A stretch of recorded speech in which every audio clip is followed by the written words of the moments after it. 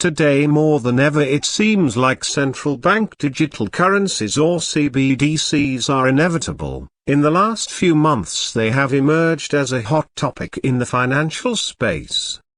Banks, institutions, and governments are performing research and analysis on the economic and technical viability of introducing a new form of digital money and its impact on monetary and fiscal policy. But why are these CBDCs important? How could they affect me or my family? Which impact would they have on my life? Which are the real reasons behind CBDCs? What are the benefits and what could go wrong with them? Also, are we approaching a cashless society? Are we near a great financial reset? And, is it true that the introduction of CBDCs will be one of the most defining transformations in the history of money, and, therefore of humanity? The short answer would be yes. Now if you want to know and deeply understand the reasons behind this affirmation, stay tuned till the end of this video and you might get a few surprises. Now it is up to you if you want to go all the way down through the rabbit hole and discover the truth.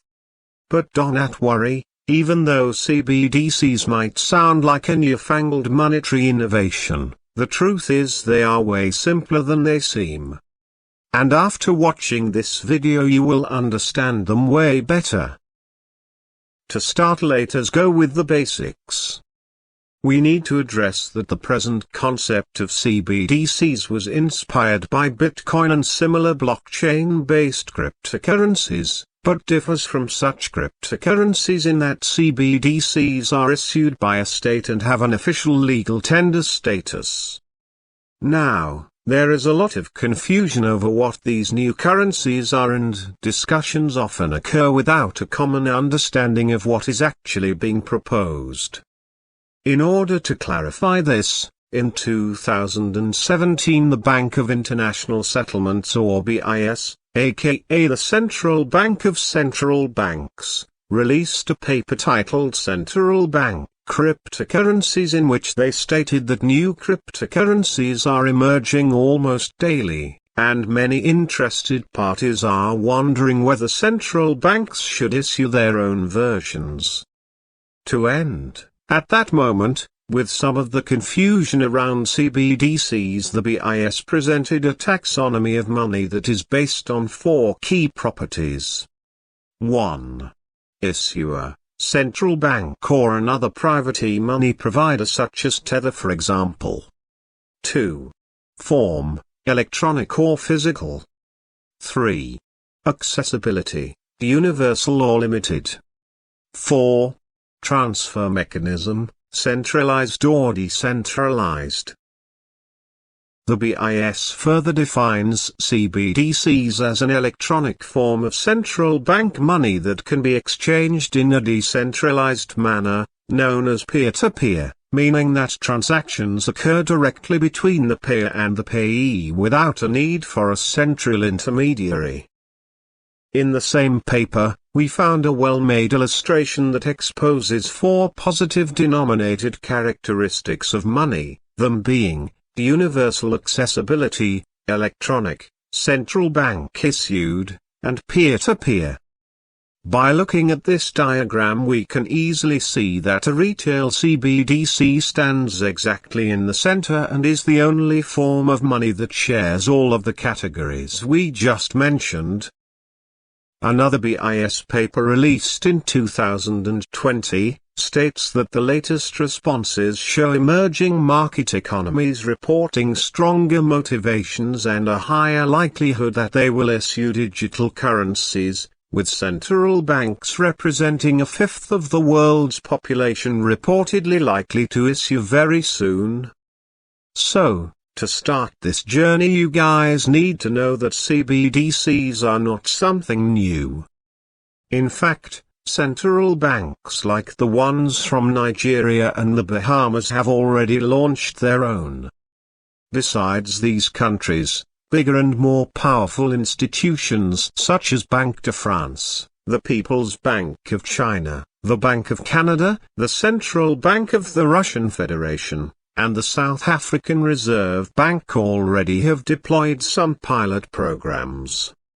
And, as if those names didn't already draw your attention, even the US Federal Reserve, the European Central Bank, ECB, and the Bank of England are deeply involved in developing their own CBDCs.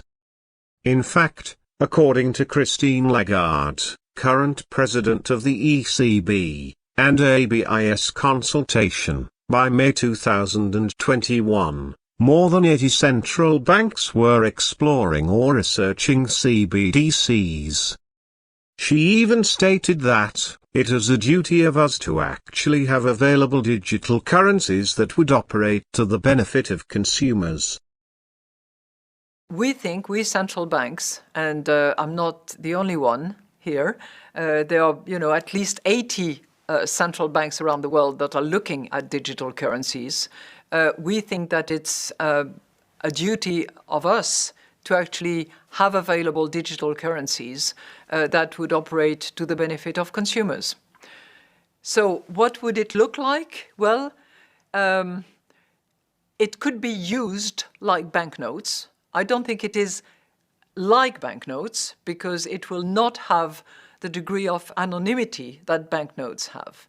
And I find it very interesting, by the way, that in the consultation that we conducted, that consumers who responded in very large numbers said, we want our privacy to be protected, but we don't want anonymity, because they understand the risk of anonymity when it comes to digital currencies. On the topic of anonymity that she just mentioned, we will be back at it in a couple of minutes, once we got a better background about the topic.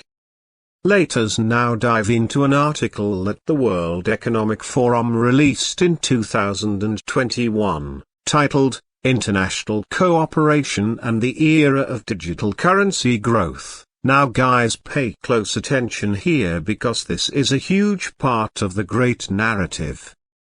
So, the article first highlights that, there has been a shift towards digital payments during the pandemic, and that this one and consequent economic crisis have, without a doubt, altered our daily lives.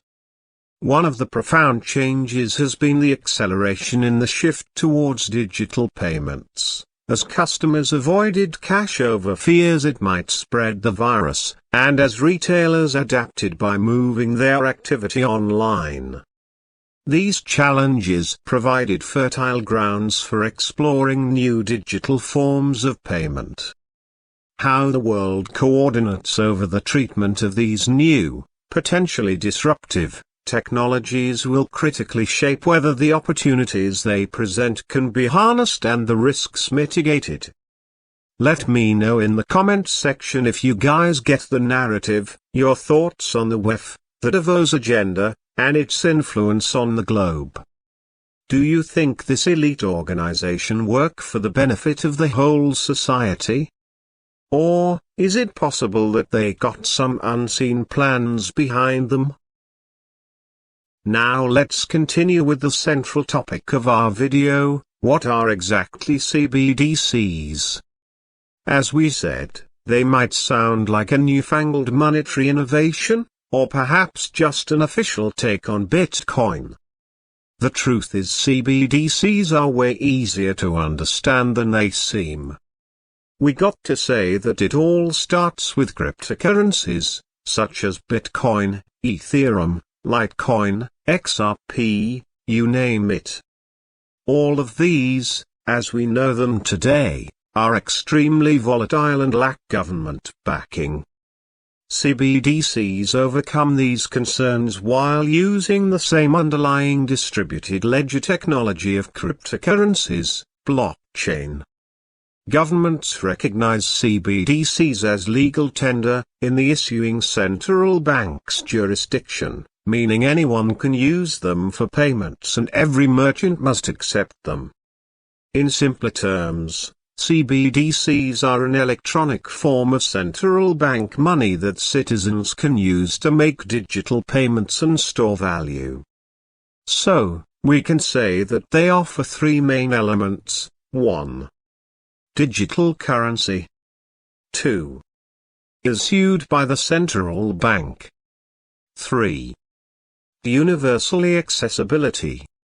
This basically means that both CBDCs and physical cash would be legally acknowledged as a form of payment and act as a claim on the central bank or government. But wait. If CBDCs are so similar to cash, why even worry about creating them, you might ask.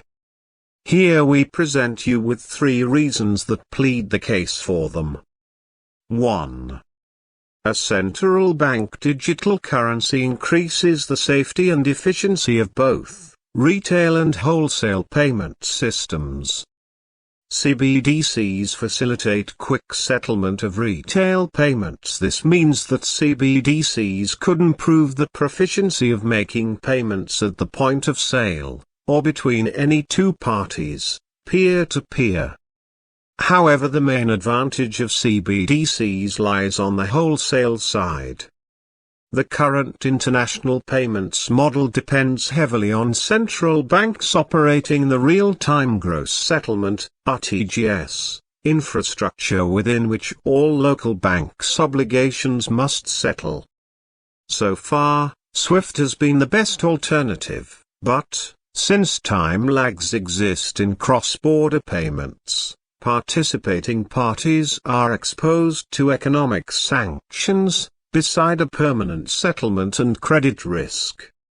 So with a CBDC being available around the clock, privacy would be taken into account to eliminate this counterparty credit risk. The result: faster and way more efficient worldwide transactions. At the same time, the fact that we are living through a shift in the world order exposes countries and economies that disagree with the West to financial sanctions. I bet that sounds familiar to you. 2. We are heading towards a digital-based society, and no physical coins or notes are available to individuals in a digital society. Nowadays most of all money is exchanged in a digital format, and this wave is just starting. If you don't believe this, just take a look at what the wealthiest guys on earth and the biggest companies are doing. I'm telling you guys, just follow the narrative. So, if a country intends to become a cashless society, which they do, a digital currency with government, central bank backing is a credible alternative, isn't it? 3. Last, but by no means least, private e-money providers are on the rise, and the central banker's narrative is that with private e-money providers society is at a disadvantage because they aim to maximize their profits instead of the general public's. However, isn't this the same thing that central banks and elites have been doing the whole time? Private e-money providers threaten to take away at least a percentage of the financial system market, one that has been driven by central banks since their inception in society, back in the 17th century with the creation of the Bank of Amsterdam. This is why the pressure for governments to adopt a CBDC is so strong. Because they, by no means, want to lose their monopoly, and issuing a CBDC would give governments an edge over the competition from private e-money. So we could say that the main motivation for central banks is to limit the risks inherent in the global shift to cashless payments. As we know, central banks are responsible for the safety of the monetary system, the most basic element of which is guaranteeing that people can use cash to buy things. But in a world dominated by Apple Pay, PayPal, or Alipay, everyday transactions and the economy as a whole really depend more on private companies rather than on central banks. So far, the most popular forms of electronic payment systems, as the ones we just mentioned, are still linked to legal tender money accounts, but it is perfectly possible that this link disappears if better alternatives for reserve media arise. Cryptocurrencies like Bitcoin and stablecoins, such as Tether, are thus a real threat to central banks, potentially chipping away at state authority. With CBDCs, central banks will have a stronger presence in online payments. That would lessen the danger to financial stability from reliance on purely private payment systems. If you guys have found this video interesting and educating so far, please hit the like button and subscribe to the channel to stay updated on new videos. Now let's talk a moment about Bitcoin. This cryptocurrency is neither linked to legal tender nor backed by any reserve medium and still has risen more than 600,000% in the last 10 years. Which means that if in 2012 you had put $1 on BTC, that same dollar would have worth more than $600,000. Not bad, right? We all know by now, I hope, that Bitcoin is a bubble and that sooner or later it is going to explode. Now, this still shows that people around the world have been searching for alternative means of payment that are no longer restricted by government policy. Given the current fragile monetary situation, it is unclear whether and, if so, when this possibility might materialize. According to an ECB's 2017 document, so far, the actual use of Bitcoin as a medium of exchange is rather minor compared to regular currencies with close to 300,000 worldwide transactions per day. Moreover, digital currencies like Bitcoin in their present form lack certain desirable characteristics of exchange media, as their external value is extremely volatile and their acceptance is rather limited to a small fraction of online businesses, including dubious shadow economy purposes. This is exactly why some people might like having the option to keep at least some of their digital cash on a trusted official platform. However, if the market keeps searching for other means of payments and heading away from traditional legal tenders, the implications for monetary policy would be substantial, and alternative currencies would have to be considered in the assessment of monetary aggregates, and issuers of private money would initially be entirely regulated. Please, pause the video and read that again. Another answer to the question of what are exactly CBDCs, given by one of the most prestigious economic magazines, The Economist, states that CBDCs are simply a digital version of cash, the physical money issued by central banks. In most countries, their design will probably even resemble existing online payment platforms, with one key difference. Money held on a CBDC app or website will be equivalent to a deposit at the central bank. Now that we have a better understanding of what CBDCs are, we have to say that they are categorized into two different proposals based on the targeted users. 1. Retail CBDC, based on distributed ledger technology, is traceable, anonymous, and available around the clock. It offers possibilities for interest rate applications, as well. Due to these advantages, a retail central bank digital currency focuses, in particular, on supporting the general public. Additionally, it helps lower the cost of cash printing and promotes financial inclusion. 2. Wholesale CBDC. This one increases payments and security settlement efficiency while resolving liquidity and counterparty risk issues. It's a great fit for financial institutions which have reserves deposited in a central bank. With their capability to improve wholesale financial systems' speed and security, Even central banks consider wholesale central bank digital currency a favored alternative to existing systems today. Now let's dive a little deeper into the topic of privacy around digital currencies. If we compare CBDCs with BTC, for instance, the ECB tells us that the latter is only pseudonymous rather than anonymous. Therefore, it lacks essential benefits provided by cash, namely the protection of privacy and against censoring, which should be kept in mind when contemplating possible replacements for physical notes and coins. This happens because BTC and other cryptocurrencies are based on a distributed ledger technology, DLT, using blockchain, and ledger-based technologies by nature associate the user with the value being held. This means that a user must identify and authenticate themselves by proving who they are in order to access the ledger. Meaning that, if the central bank operates the centralized ledger accounts of the DLT solution, which has been banks' modus operandi throughout history, it would be necessary for central banks to have knowledge of who is storing or transacting in the CBDC, thus compromising the privacy objectives of the regulators and citizens of most countries. CBDCs would therefore be more centralized than a cryptocurrency.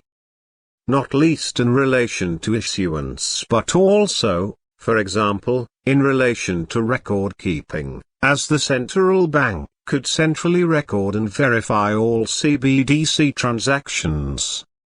The precise design of CBDCs, and the extent to which they rely on DLT, and are decentralized, is still undetermined and is a very interesting area to follow. Skygo, CEO of Cypherium, wrote an excellent article where he exposes that decentralization is going to have a predominant role on CBDCs, and other types of digital assets, in the following years. He writes, while most of the CBDC projects that have been envisioned over the last few years seek to enable peer-to-peer transactions, they tend to make use of governance frameworks that are authoritarian in nature, which means they are centralized and controlled by a single body. However, as public trust in governments and banking institutions continues to erode, there is little incentive for consumers to adopt such kinds of CBDCs. Therefore, it stands to reason that there truly does exist a real window of opportunity for the creation of digital currencies that are decentralized in their governance and overall scope of utilization. In fact, there are already solutions in the market today that can help make this vision a living reality. Nowadays there are blockchain ecosystems that come replete with decentralized digital identity solutions that can allow central banking institutions to quite easily and efficiently weed out the identities of individuals suspected of committing crimes, while protecting the privacy of its other CBDC users. People argue that the main benefit that a consumer-facing retail CBDC would offer, over the provision of public access to central bank accounts, is that the former would have the potential to provide the anonymity of cash. However, in many countries, for a CBDC to be acceptable to the public and to lawmakers, it must comply with both the privacy expectations of the public and privacy regulations. This may mean private information, such as who bought bananas from whom, should not be captured by the CBDC system or by the central bank. Or it may mean that it could be captured but protected from exposure to other entities. Anyway, this protection requires both legal and technical controls. At the same time, CBDCs must comply with financial integrity requirements such as anti-money laundering, AML, and Know Your Customer, KYC. Another hot topic around CBDCs resides on the programmability of money. There have been many claims, for example in a report by the Deutsche Bundesbank, that adding programmability to a CBDC could bring a plethora of economic benefits, including automated payments, such as paying toll road usage, automated checking of money laundering, an automated collection of taxes and distribution of consumer support in emergencies. So, yes, making a CBDC programmable has some advantages. It would enhance financial inclusion by facilitating direct payments to individuals and make it easier to inflate and deflate the economy. However, a programmable CBDC would also alter the prevailing division of labor between central banks and commercial banks and raise profound questions about privacy and liberty. But a CBDC that was programmable could also be used for more threatening reasons. It could, for example, give central banks control over the provision of credit and equity capital, the means to punish and reward different types of social behavior, and the power to exclude citizens from participation in the economy at all with the concept of social credit score.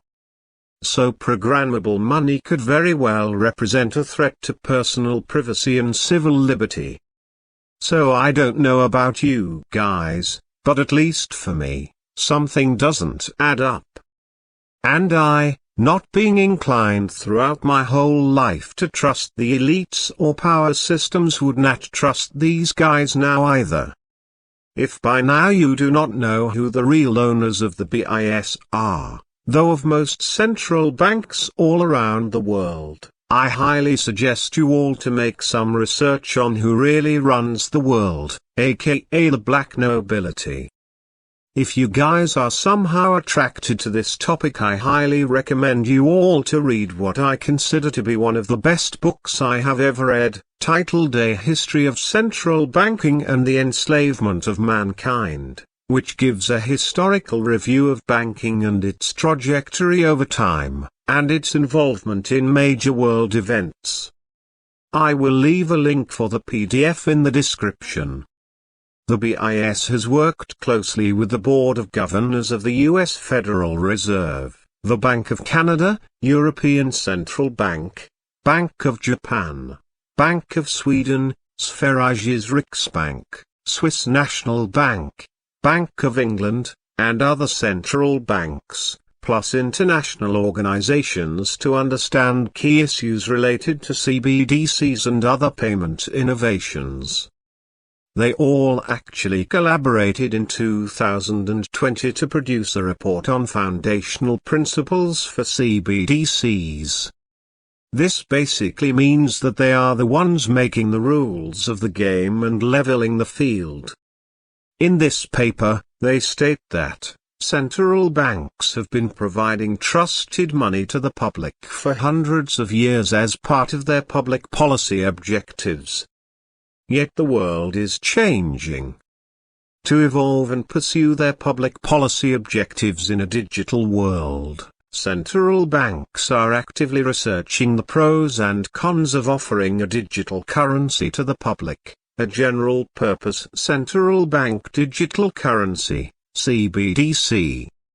And that, these principles emphasize that, in order for any jurisdiction to consider proceeding with a CBDC, certain criteria would have to be satisfied.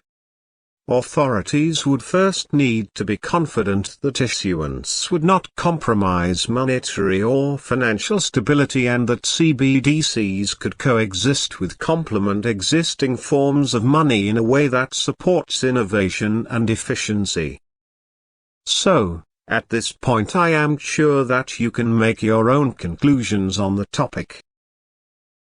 Diving deeper into this BIS paper, we found what we consider it to be the key to how to navigate these scenarios with wisdom and play ahead of the curve.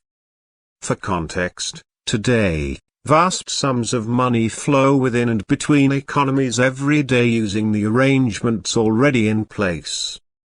With a mandate for stability, central banks' introduction of CBDCs should complement these pre-existing systems. In broad terms, these pre-existing domestic retail payment systems work well. In the jurisdictions of the central banks contributing to this report, the current systems offer low-cost, fast, and safe payments domestically through a mix of commercial banks, other payment service providers, and cash. Yet each has evolved over time, with an understandably domestic focus. However, differences between jurisdictions persist and policy and design choices do too.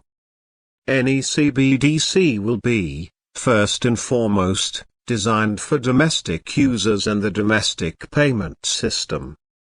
Meeting each jurisdiction's requirements will mean there can be no such thing as an off-the-shelf CBDC.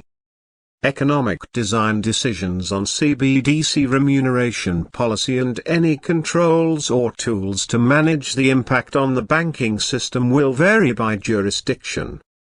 Yet national differences should not create unintended barriers to cross-border payments with CBDCs. The potential for cross-border interoperability should be considered by central banks from the outset of research on CBDC, focusing on broad harmonization and compatibility between currencies to encourage safe and efficient transfers. The central banks in this group are therefore committed to coordinating as we move forward with our own domestic choices, exploring practical issues and challenges. Allowing international use of CBDC brings additional considerations for the safe functioning of the international monetary and financial system. Spillovers are possible. A CBDC of one jurisdiction could impact another's monetary policy or financial stability, for example, through dollarization, or be used to avoid laws and regulations outside a jurisdiction where sufficient controls are not in place. Transparency and coordination between central banks and other public authorities will be needed to understand and manage any unintended consequences. So, could the new financial system navigate challenges such as cross-border interoperability, currencies compatibility, efficient transfers, or dollarization in a globalized world like the one we live in?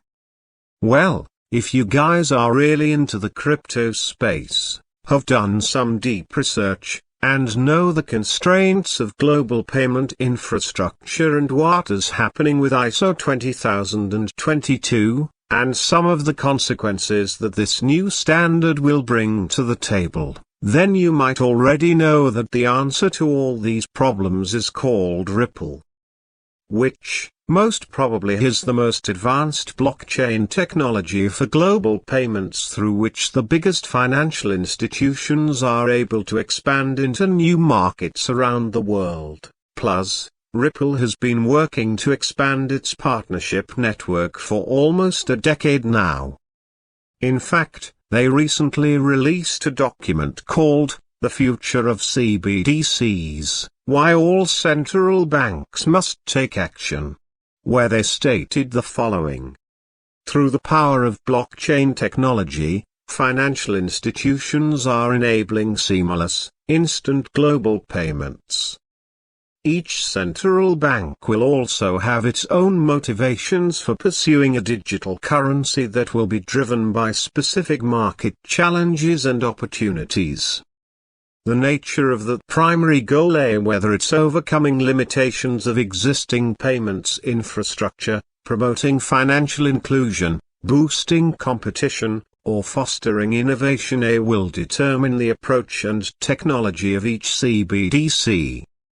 It is likely that we will end up with a world of diverse CBDCs, which makes interoperability critical. Though most central banks are focused on solving domestic problems, the global nature of trade and finance means cross-border coordination must be baked into the original recipe of each CBDC.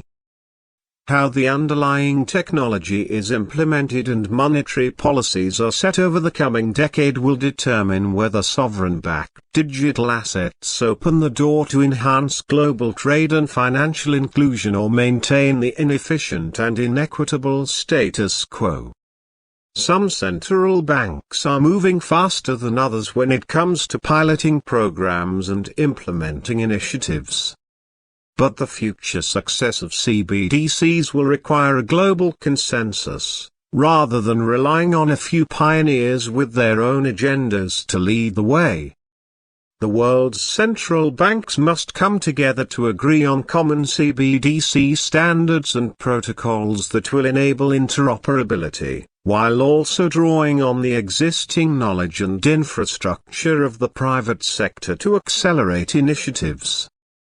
CBDCs have enormous potential but must first overcome numerous challenges. Now is the time for central banks to explore these issues, develop common solutions and ensure that the next evolution of money benefits more people and businesses, and makes the world better. Given the considerable efforts and attention that central banks are dedicating to central bank digital currencies, they will become a reality soon. Introducing CBDCs to the world will help boost crypto adoption as people will have access to the platforms to convert cryptocurrencies into legal tenders more easily. Moreover, it will also help in the financial inclusion of the bankless population. CBDCs will have far-reaching implications on the future of finance, including the buying and selling of digital assets and securities. However, the question is when? This answer will rely on the foundations of a dedicated legal framework to facilitate the transparency, distribution, and issuance of a digital form of money by global governments. As regulators and central banks take concrete steps in the direction of establishing CBDCs, the world will begin to embrace digital currencies, being Ripple's XRP the one with the most possibility to establish as the standard.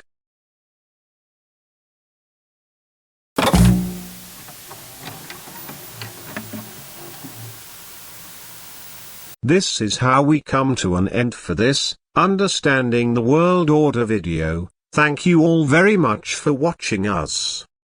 Like, subscribe, and feel free to drop any thoughts, ideas, questions, or whatever you feel like in the comments section. Also, in the description, I'll drop the links I used for this presentation in case you guys want to dive deeper into the topic. Please don't forget to like the video, share it with whomever you feel should have an understanding of it, and subscribe to the channel so you won't lose the next one. Talking about this, let me know in the comment section which topics would you guys be interested in me covering.